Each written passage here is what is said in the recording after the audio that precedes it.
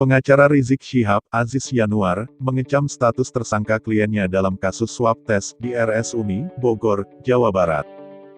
Aziz menilai bahwa proses hukum yang menimpa mantan pentolan FPI tersebut didasarkan oleh kekuasaan politik dan pihak penguasa.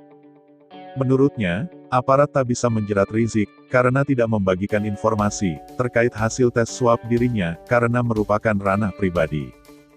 Merupakan hak asasi dari HRS selaku pasien untuk tidak mengizinkan dan mempublikasikan rekam medis kondisi kesehatan beliau, kata Aziz dalam keterangan resmi Selasa tanggal 12 Januari tahun 2021.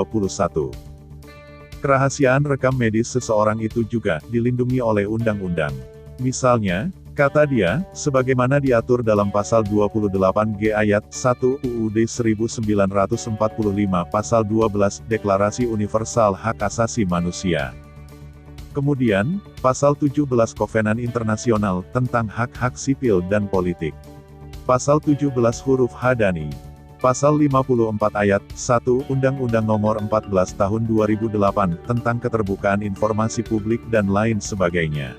Penerapan Pasal 14 Undang-Undang Nomor 1 Tahun 1946 terhadap HRS dalam kasus di RS UMI Bogor adalah jelas merupakan upaya untuk tetap melakukan isolasi terhadap HRS dalam penjara, ucapnya. Dia menilai bahwa jeratan hukum terhadap mantan pentolan FPI itu merupakan tindakan yang zalim. Diketahui, Habib Rizik Syihab bersama menantunya Muhammad Hanif Alatas, serta Dirut RS UMI Andi Tatat, sudah ditetapkan sebagai tersangka terkait swab tes di RS UMI Bogor.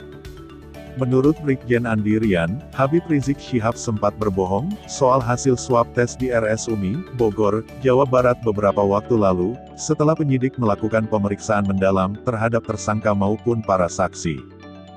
Kan diketahui bahwa Habib Rizik sudah positif COVID-19 itu, tanggal 25 November tetapi pada tanggal 26 November itu, mereka ngomong tidak ada masalah, sehat tidak ada sakit apapun. Disebarkan melalui Front TV, ujar Andi, kepada wartawan, Selasa tanggal 12 Januari tahun 2021. Atas hal itu, penyidik menjerat Habib Rizik dengan pasal 14 Undang-Undang Nomor 1 Tahun 1946 tentang Peraturan Hukum Pidana. Khusus untuk Rizik dia lewat Front TV, sementara untuk RS UMI kan ditanya sama media tuh, waktu itu ada konferensi pers toh, jelas Andi. Dalam kasus ini, ketiga tersangka dijerat pasal berlapis dengan ancaman hukuman hingga 10 tahun penjara. Habib Rizik, Hanif dan Andi Tatat dijerat pasal 14 ayat 1 dan 2 Undang-Undang Nomor 4 Tahun 1984. Ketiganya juga disangkakan pasal 216 KUHP dan pasal 14 serta pasal 15 Undang-Undang Nomor 1 Tahun 1946. Pasal 14 ayat 1 dan 2 Undang-Undang 4 Tahun 1984 tentang wabah penyakit. Hasil dalam lidik, sidik konstruksi pasal ditambahkan.